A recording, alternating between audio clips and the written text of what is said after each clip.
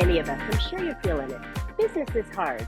And now more than ever, you need to have a plan to help your business not just survive, but thrive. And it can happen as simply as thinking with the end in mind. I'm Marcia Reiner. I'm a business growth strategist. I've helped tons of small business owners to establish and implement a tangible plan that guarantees increased profitability, guides your growth, and plans for your future exit. Because a business worth selling is also a business worth owning. And I want to share strategies that I've earned and learned with you on today's Profit with a Plan podcast. But before we get started, I have something to share with you. I've put together an insightful Think Outside the Box masterclass. This brief 20-minute training has been specifically designed to help you learn how to grow your business 5 times or even 10 times the revenue and the value of your firm, so you're in a great position to sell it someday on your terms. Go register for free at 10xyourfirm.com. All right, I'm really excited today to have my guest. David Barnett is a 3-time best-selling author and entrepreneur, and he sheds light on the complex and sometimes tricky process of buying and selling and managing small and medium-sized businesses. After a career in advertising sales, he started several businesses, including a commercial debt brokerage. Helping to finance small and medium-sized business led him to the field of business brokerage, where he now works with entrepreneurs around the world who are buying and selling businesses as private transaction consultants. As a former business broker and author of, get this, 8 books, you guys, on how to sell my own businesses is his favorite one. And David knows firsthand how important it is to build, structure, and manage a business in a way that will allow you to eventually sell it. He's singing my song, folks. I know you've heard that 1,000 times from me. So, David, welcome to Profit with a Plan podcast. Marcia, thanks for inviting me on. It's a pleasure to be here with you. I'm looking forward to this. Yeah, me too. This is such a dear place in my heart because I'm constantly talking about business owners preparing to sell their business.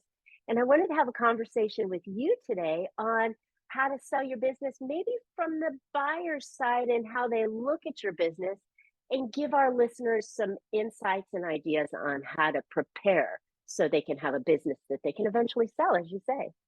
Yeah, I think that's a great idea. I'd love to share some things.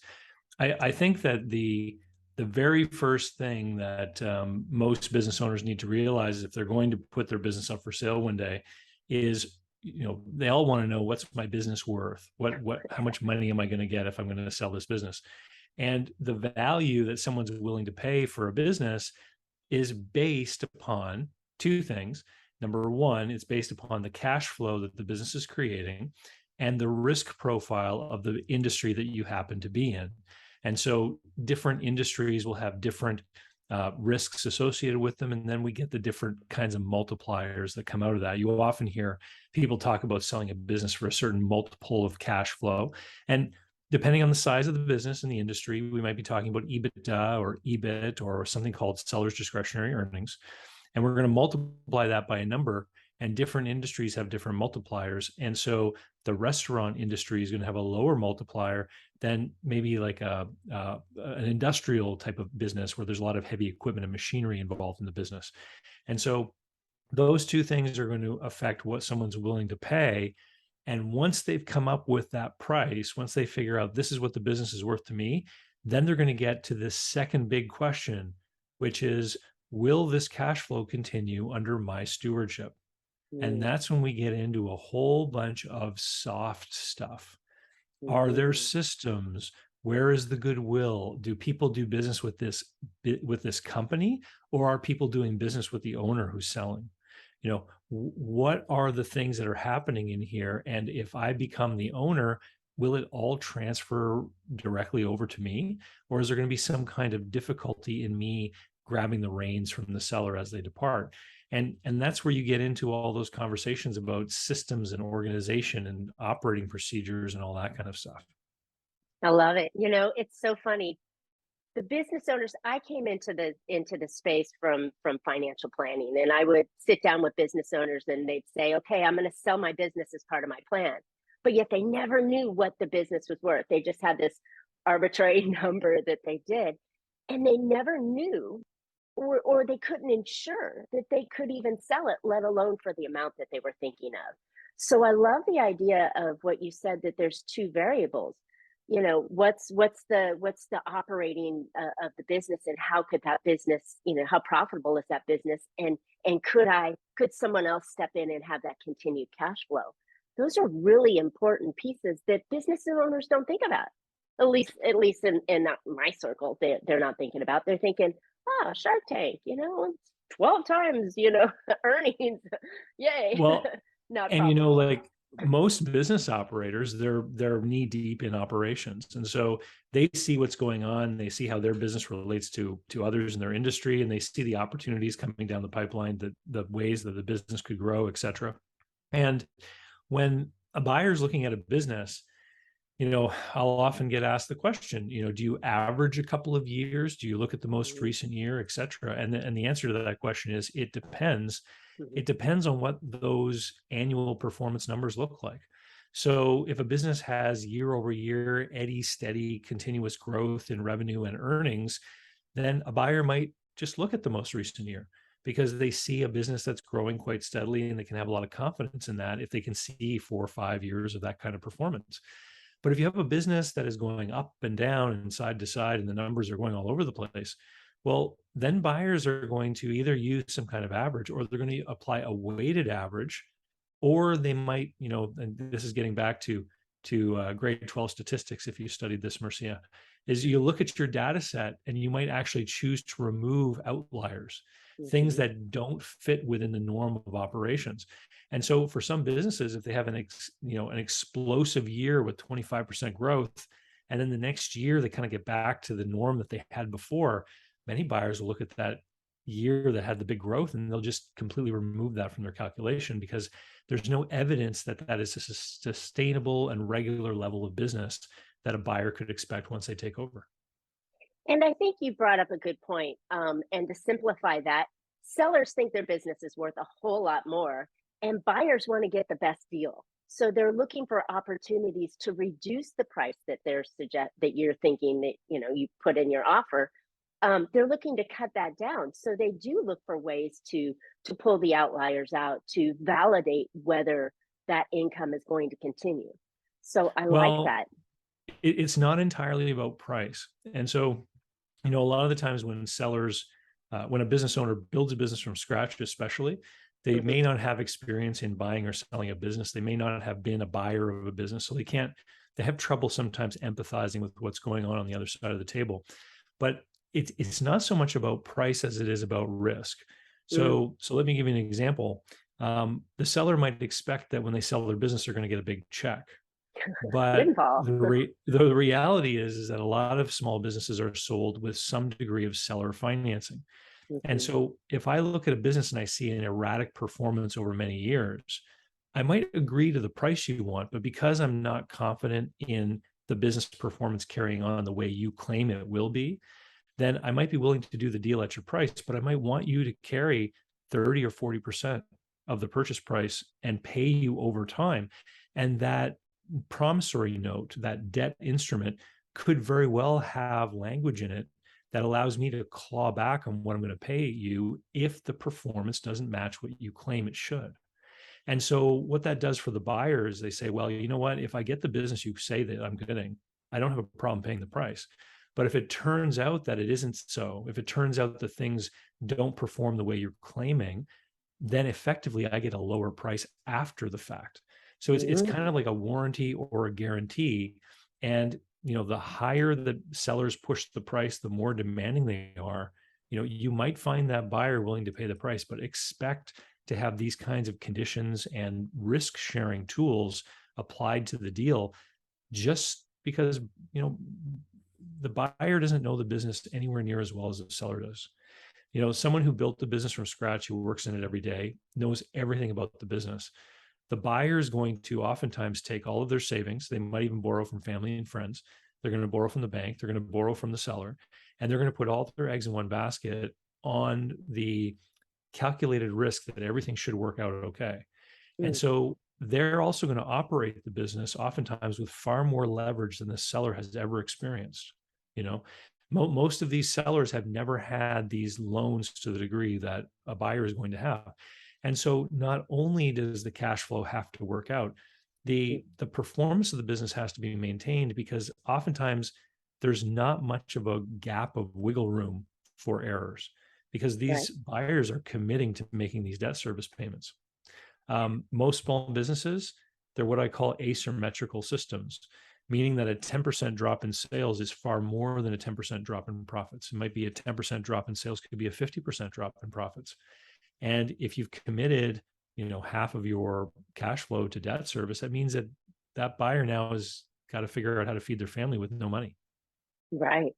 And what percentage do you think of small businesses in the purchase come with owner financing? Because you're right. You said in the beginning that most business owners think they're going to get a windfall and walk away with a check, and how do I invest that? That's not common though, right? So it's interesting that you say that, because for listeners that are in the United States, it's a little bit of a different landscape than everywhere else in the world, because of the SBA. And Hmm. so there's a lot of information online about the SBA, about SBA financing programs. And if you speak with a loan officer at a bank that does SBA loans, they'll tell you that they might want the seller to participate 5-10% of a seller carryback. But in the normal circumstances, and if you're looking at a deal that is not using SBA financing, you get to see much larger seller financings. So when I was a business broker, I did 36 deals in 3 years. Only one of them did not have any seller financing. Wow. All the rest did. And it wasn't uncommon to see 30-40% seller Mm. financing. I was at a conference a couple of weeks ago in Cleveland of owners of multiple operating companies. And in one of the first dinners that I sat down to, 3 people at the table had personal experiences of buying businesses with 70% seller financing. Wow. Now, why would those sellers have agreed to those terms? A couple of different things. Number one, the sellers obviously trusted that these buyers are going to be capable operators. And here's the big thing. Number two, if a seller gets all cash, what do they do with the money, Marcia? Well, they get killed with taxes if they don't do any kind of planning. But they make that windfall is spendable. Right. So there's a double wedge. They don't get all of the money because they get hit with a large tax challenge, and then they go out and spend the money, so it doesn't last anyways. So I Right. like seller financing, but Well, but the further challenge is, if you get all the money after you pay your taxes, how do you invest it wisely or mhm, properly to make sure that you're going to continue to grow? And a exactly. lot of the times when sellers realize, hey, I can sell my business, I can finance part of it, I can maybe write this note at 7, 8, 9, 10% interest, you begin to realize that you can actually turn your business interest into an investment that pays you, almost like turning your business into an annuity. Right. And I've seen scenarios where sellers were able to live off the payments of the note for a decade while their other investments continue to grow. And then they spread that tax liability over the course of time as well. And so there can be real advantages for a seller to be more open to this type of creative deal making. You got to pick the right buyer, though. You have to make sure that you're dealing with someone who's going to be a capable operator. In And that you've way, set the business up to be able to be transferred to that buyer and know that yes, it can continue to be successful. So it's kind of putting your money where your mouth is, because you're stating, "Oh, this is a fantastic business. You're going to love it. It's going to be great for you." Well, now you're saying, "I know and I believe and I trust in this, and I'm going to put my money out there to help you take this over in exchange for X, Y, and Z." And I think that not all buyers believe wholeheartedly in their business that it can continue without them. I mentioned earlier about the risky position that a buyer is putting themselves in. One of the things that they often come up short on is confidence. And when a seller says to them, you know what, you remind me of myself at your age. I think you're going to do great. And I really believe in you. And I think you've got the background, the skills to make a success of this. And so I'm going to invest in you by lending you most of the money that you need to buy this business. It can be a huge confidence boost for the buyer. Now, sellers often say, well, what's the downside of that, Dave? What happens if they fail? If there's no bank involved, it means that that seller has got a first position lien on that business. It means that the seller gets the business back. And Mhm. so the worst case scenario is you end up with the business back. You know how to run it. You can get in there and you can do things to make the business function again properly. And then here's the thing, then you get to sell it again. And there have been some sellers who've actually made out far better for themselves by selling their business more than once than if they had simply sold and gotten a check and walked away. Yeah. I think it's having options, right? It's Hmm. you've put so much into this business, your blood, sweat, tears, nights, weekends, a lot of your savings. This is the baby you birthed. You've created it to have to give yourself as the seller options and to make it more attractive to the buyer. This is one of the great ways is to offer that kind of financing. And I think, like you mentioned, it gives there's rewards to it. Yeah, Yeah. there's another risk, but there's rewards to it. And I The think that biggest those are. challenge any buyer is going to have is getting financing. Mhm. And if you think about any other big ticket item, when you go down to a car dealership, the people at the car dealership know that very few people walking past have 40, 50, $60,000 in their bank account to buy a car. Right. And so those car people, they know that we got to line up the bank loan information, we got to line up the leasing opportunities, we have to make sure that we handle this problem for people. And when you're going to sell a business, the same scenario exists. The I buyers are like going to it. have a hard time getting financing. And so if you think about your business, if you can detach yourself a little bit and think about it like a piece of inventory on a store shelf, and you say to yourself, what issue is the buyer going to have? What struggles will they have? We've talked about seller financing, but whenever I'm talking with business owners that have a plan to sell in the next few years, I always say, let's extend that to other kinds of things. So if you need to replace equipment in your business, if you need to bring some new vehicles into your business, every time you look at an opportunity where you might use financing yourself in your business, have the conversation with the bank or the leasing company or whoever you're talking with and say, what happens if I sell my company? Is this lease or debt assumable? Mm, Because you can actually build the financing tools right into your business.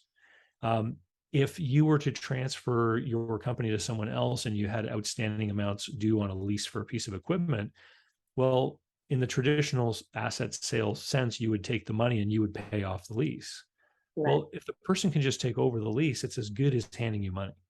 And Mm. so, in this type of way, we can actually build in financing options for that buyer to give them an opportunity to figure out how they're going to get their money together simply by taking over liabilities that might exist for you.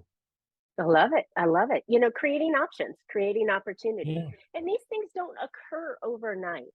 You mentioned if you've got a couple of years before you're thinking of selling, these are opportunities that you can do today that will Hmm. improve the cash flow for the business, it'll improve the opportunity.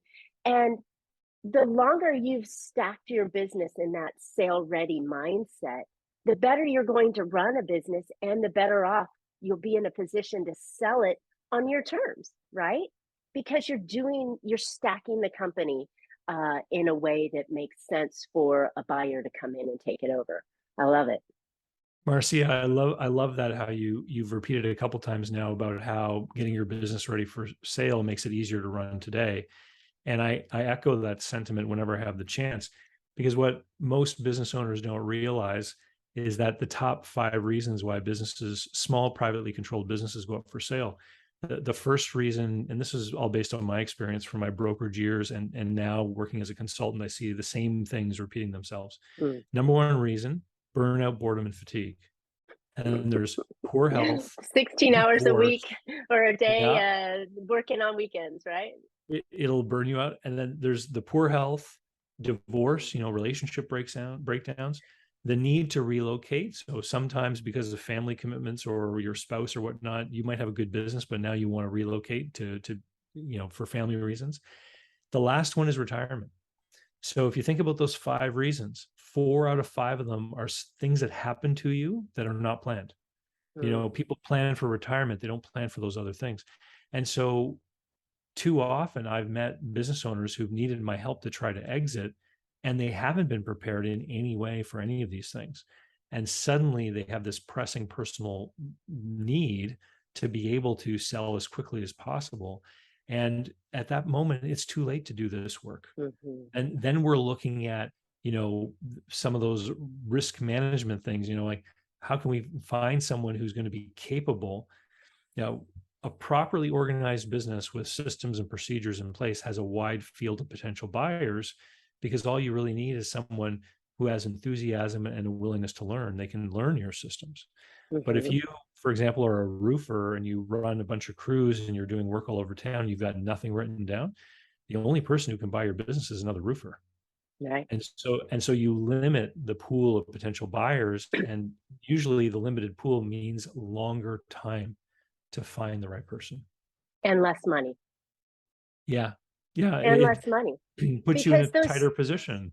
exactly, those systems and processes are valuable to the purchase price, right? Because Hmm. someone's being able to step in, so they're worth paying for it. Hence the franchise model, right? You come in, everything's stacked, just follow 1, 2, 3, 4, 5, and you got a killer business in theory. um, that's the same model you want to structure your business around, and make sure that anybody can step into it. Now, if you're a medical practice, you would have to have a physician license. if you're a if you're somebody that needs a license, a financial advisor, or insurance, or whatever it is that you're practicing, if you need that license. But still, there are management teams that can come in and put a specific figurehead in there and still run the business. But you can't do it if you're not prepared. And Yeah. that's why I constantly preach to the fact that if you do it now from day one, and you're thinking with the end in mind, some way or another you're going to get that investment back, then you're doing yourself a service now by creating a much easier to run business, a much more profitable business, and you're giving yourself the revenue you want now and the windfall potential later on. It boggles me how people don't think that way. Well, it's interesting that you bring that up. And I think that, you probably have talked at length before in your show with Michael Gerber and the E-Myth Hmm. thing. Hmm. I've seen what he talks about in practice every day, where I would say the majority of small business owners are really the technician, the roofer who considers himself a roofer rather than a business owner. Hmm. And so they're busy doing the work, and they get their business to the point where it's delivering the lifestyle that they um, find acceptable. It's paying their bills, it's allowing them to do the things they want to do, It's a and job. and then they just settle into that groove, Hmm. instead of looking at the business as an investment or asset outside of themselves that one day will be transferred. And it's really that change of mentality and the way that you look at your business, I think, is important to allow you to start to separate yourself. And unfortunately, that lack of separation I've seen too many times will actually draw someone down when a business is failing. The business will start to falter, the business will have trouble, and instead of being willing to step aside, and close the business or what have you, they'll keep putting their own resources in it, because they have this sense of self-worth is tied to the success and the continuity of the business, which is unfortunate. Businesses are there to provide you with what you need in life by helping to provide others with what they need in life. So it's a service. It's a transaction of service where you help other people with their problems and needs, and in doing so in an organized, consistent way that makes people happy and makes them want to come back, then you end up being provided for what you need. And it's not you, it's a separate thing from you. And in working on that business and in keeping it separate in your mind, it's going to be easier for you to imagine what it's going to be like one day when someone else is the person directing and running it. And that sort of little mental exercise, I think, is important. Is if you step back in your day to day and you think, what if I had to teach someone to step in my shoes right now and do what I'm doing? How difficult would it be for me to teach them that? Right. And Exactly. that's when you start to realize, the value of the tools, the checklists, and all that kind of thing. Besides the fact, if somebody were to have an unexpected injury or health situation and they Hmm. couldn't continue the business, then there goes their livelihood, the livelihood of Yeah. their employees, the needed service in the community. I mean, it continues to snowball. But if you have those things in place, then maybe one of your key employees could step in and continue to run the business and continue to feed you while you're on the mend. I mean, there's just so many reasons for a business owner to create this kind of business.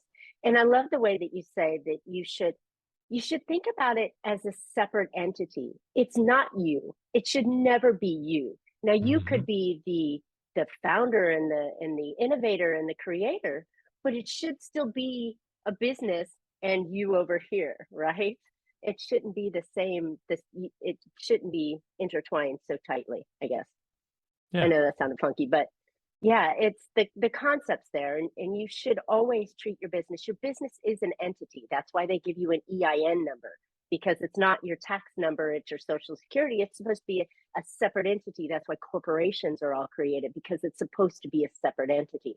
And if you do the mindset shift, as you said, and start thinking differently, then your business will start to live on its own, and it also creates a legacy. When you're old and gray and you drive down the street and you go, yeah, that was my baby over there, and it could be a family legacy that the kids take it over if generational wealth is the path for you.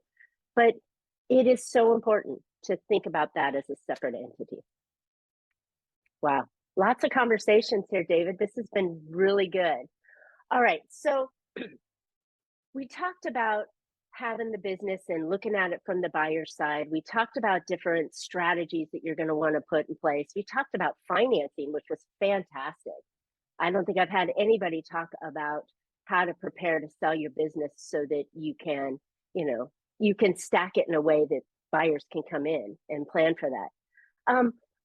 Give me one more thing. What else do sellers need to think about when selling their business? And we'll just kind of wrap it up from there.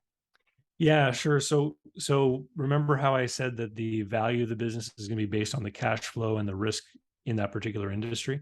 Mhm. So once that value has kind of been established, the things that can work against it are when buyers start to see that there are things missing. So what do Mm, I mean by that? Well, if you're planning on selling your business and so you choose to stop reinvesting, to stop replacing equipment, to stop updating things that are needed, well, that's going to save you money. But when the buyer sees that the business has not been well maintained and there's been a bunch of deferred maintenance or deferred replacement of equipment that needs to be updated, they're going to notice and they're going to strike that against you. mm, So if they realize, hey, I'm going to pay the seller when a buyer looks at the cash flow they're going to obtain, they're going to say, what do I have to invest in order to get that cash flow? It doesn't matter where the money goes. If it goes into your hand or if it goes into the till. So if there's a big operating capital component that has to be invested in the business as well, or if it goes to the dealer who's going to replace some pieces of equipment that should have been replaced years ago. They're going to look at all of that money that flows out as what they're trading for that cash flow. And so if they need to go and spend $100,000 with the equipment dealer to update anything that's been deferred by you, then they're going to take it out of what they expect to pay you. They're not going to add to their investment just because they have shiny new equipment. So the best strategy is to simply operate the company the way you would if it was going to carry on for the long haul. Um, and the other big important thing is that businesses are sold on multiples of cash flow, and there's different ones I mentioned before, but all of those cash flow methodologies ignore depreciation or what we call capex, capital expenditures. But any prudent buyer, when they examine your business opportunity, they're going to use those pricing methodologies, but they are definitely going to consider what the capex is, because there aren't, like Warren Buffett says, the depreciation isn't paid by magical fairies. It's real cash expense to buy equipment, things like trucks and machines and stuff like that. And mhm. so that part of the conversation will definitely be coming back into their analysis. And so don't think that you can pocket a bunch of money by deferring expenses or investments and then continue to sell the business for top dollar. The A prudent buyer is going to uncover that stuff, and they are going to come back to you looking for some kind of concession if they're going to be the ones expected to make those investments. Wow, really strong point there. And I think it's a similar mindset too. I've noticed that when clients come to me and they're saying, "Oh, I want to sell sooner rather than later," it's like they've already turned off the growth factor of their business, and when they do that, and you mentioned you want to continue to think like you're going to continue to operate the business, but that shift in mindset slows production, it Hmm. slows reinvestment, it slows growth, it slows profitability. So it's almost like you can't think about you're going to sell your business and have one foot out the door, because it shows in all of your financials and it shows in the profitability of the company. So I like that you Whenever continued. whenever someone has decided I need out, I need to sell, then time is suddenly against you, Yes. because the change in attitude is going to trickle down to employees and eventually to customers, and it's going to end up affecting performance. And as Mhm. soon as you get that 1 year that's offside, it's starting to show decline instead of continued growth. Well, then the question is raised, oh, is there a big downturn overall in this industry or for this business? Is this now why they want to sell, because things aren't going as well? And you open up a whole new kettle of worms. You lose your trend. And Mhm. so the minute you say I've had enough, that's when Get out. you want to get out as soon as you can, and it's going to be easier to get out if you're prepared. Yes, love it. David, this has been fantastic. So many juicy nuggets that have come out of this conversation, and I thank you so much. So, where can listeners find out more about you and how they can uh, prepare to buy or sell or even finance a company? Well, you know what? If you head over to davidcbarnett.com, that's kind of the central nervous system of all the stuff I have. You'll find links going out to YouTube and to the books I've written, etc. But for your audience in particular, under the free tab, they can go and find a download I have, which is 12 things to do before you consider selling your business.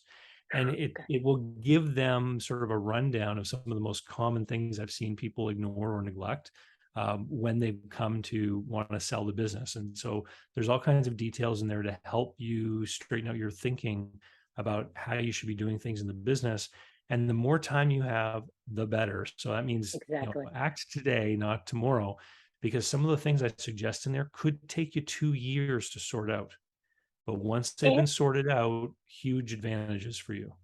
and you don't even need to be thinking about selling your business to get this report Mhm. and start implementing these processes into your business, because it'll make it stronger. Wow. Great value. Great value. And I do have an email list, but if you download that book, you do not get automatically put on the email Oh, list. I don't like that. okay. So you have, if you want my email list, you can go sign yourself up, but don't be afraid that I'm going to, spam you or anything if you download that ebook.